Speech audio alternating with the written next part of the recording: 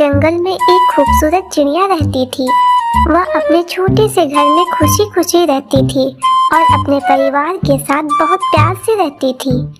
उसका घर एक पेड़ के ऊपर बना हुआ था और यह चिड़िया और उसके परिवार के लिए एक सुरक्षित जगह था। इस चिड़िया का बांस का घर उसके लिए सबसे सुंदर जगह था।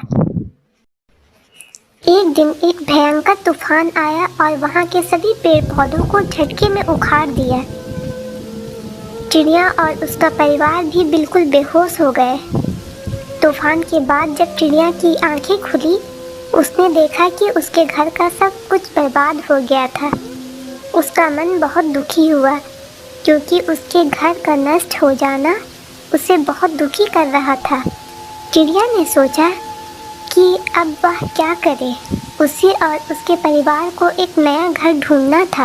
वह चिड़िया उड़कर दूसरे जंगल में चली गई, लेकिन उसे वहाँ भी कोई अच्छा सा घर नहीं मिला।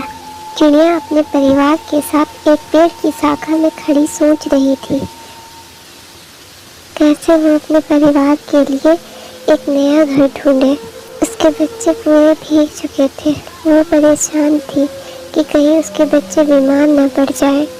टूना बहुत सोच में पड़ गया क्योंकि उसके बच्चे पूरे भीग चुके थे और वो ठंड से कांप रहे थे।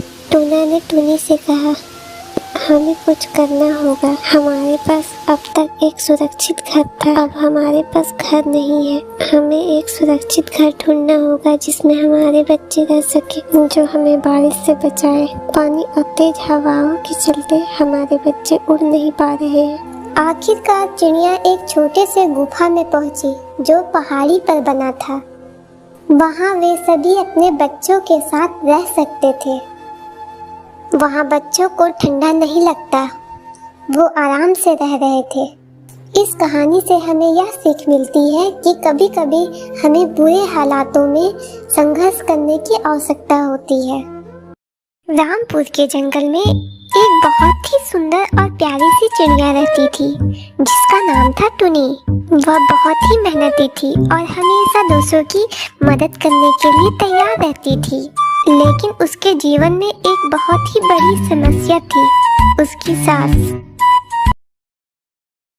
अच्छा, अभी तक तुम खाना ही बना रही हो?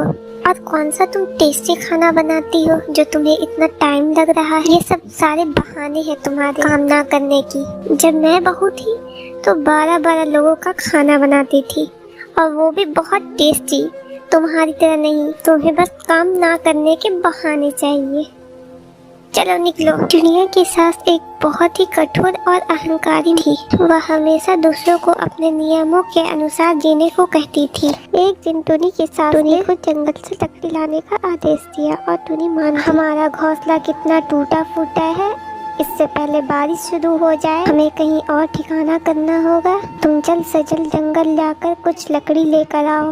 माँ, मैंने तो जंगल देखा भी नहीं है, मैं कहाँ से लकड़ी ढूंढ कर लाऊंगी? वैसे भी बारिश शुरू होने वाली है और हवा इतनी तेज चल रही है, मुझे लगता है बारिश शुरू होने वाली है।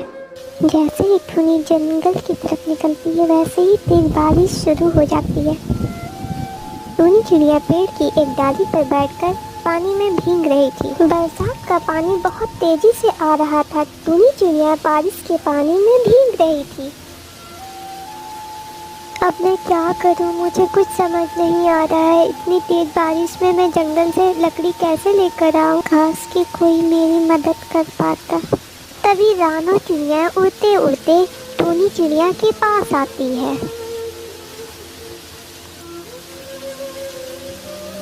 टुनी, तुम यहाँ अकेली क्या कर रही हो? लगता है तुम्हें बारिश में भीगना बहुत पसंद है, इसलिए तुम बारिश में भीग रही हो।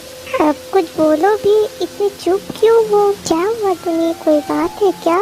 मेरी सास ने मुझे जंगल से लकड़ी लाने को कहा है और मुझे जंगल का रास्ता नहीं पता है। अब मैं क्या करूँ? ऐसी बारिश में जंगल कैसे जाऊँ और लकड़ियाँ लेकर आऊँ?